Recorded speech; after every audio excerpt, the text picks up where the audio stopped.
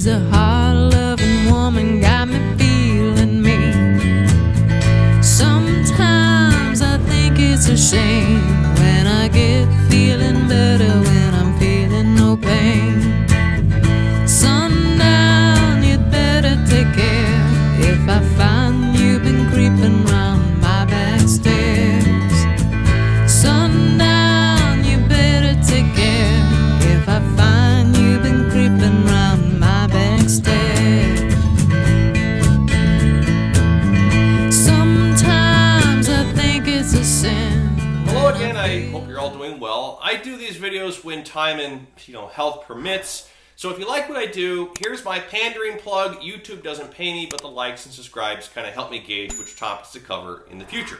Now today is all about de facto marriages. Historically, if you were receiving alimony, Illinois calls it maintenance, I don't really know why, but if you got remarried, that alimony or maintenance would terminate. So what did sneaky people do? Well, they cohabitated, but never said I do. In response, we changed the law to say, hey, if you're cohabitating and it's on a conjugal, i.e. it's not a roommate situation, that too can terminate maintenance, and this is where we got the term de facto marriage from. A de facto marriage is kind of a hard thing to pin down, as no two relationships are alike, and I've yet to see a recipient ever say, yes, we're in a de facto relationship. Now, I'm not here to debate the moral hazards of alimony, only to note the difficulties in proving a de facto marriage. However, there are some factors to consider, as noted in this recent TikTok. A de facto marriage, i.e. that's where they're married but not legally, is a basis to terminate alimony, otherwise known as maintenance in Illinois. However, the burden is on the person paying alimony to prove the existence of this secret relationship. Now, no two cases are alike, but the judge will consider the length of the new relationship, how much time these two are spending together, what they're doing, the mixing of their personal and financial affairs, and if they vacation or spend holidays together. Now these factors, well, they're actually not, because in 2015 the 2nd District came down with Miller, and in Miller they said those factors are just strong suggestions.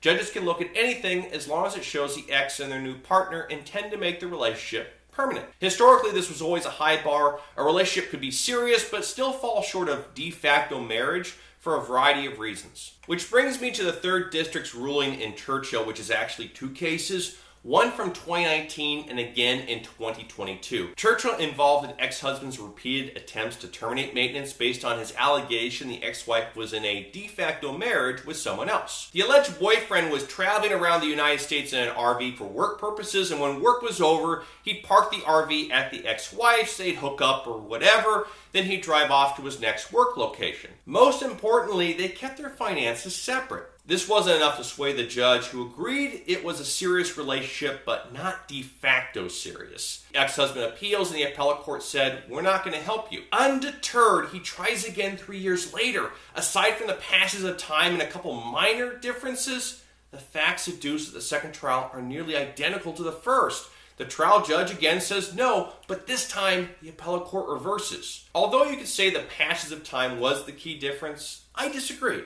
There were 2 notable facts the 2022 court zeroed in on that were ignored or given little weight the first go-around. One, the ex-wife was accepting new mail that had the new boyfriend's last name on it. And second, they were walking around with rings on their fingers like a married couple. So what happened? Well, aside from a different panel this time, I feel the latter opinion gives greater consideration to modern society's view of serious relationships. People aren't getting married or living together like they used to, but despite this, many hold themselves out in relationships. You have to remember, family courts tend to run about a half generation behind society, and I think Churchill II is the court's way of catching up with the times, for better or for worse. And the recent decision in Hubble supports this, because in Hubble, the ex-wife and her boyfriend had their own places, and he rarely if ever stayed over, which traditionally would make a termination motion very, very difficult. But he was hooking the ex-wife up with expensive gifts, like a place to live.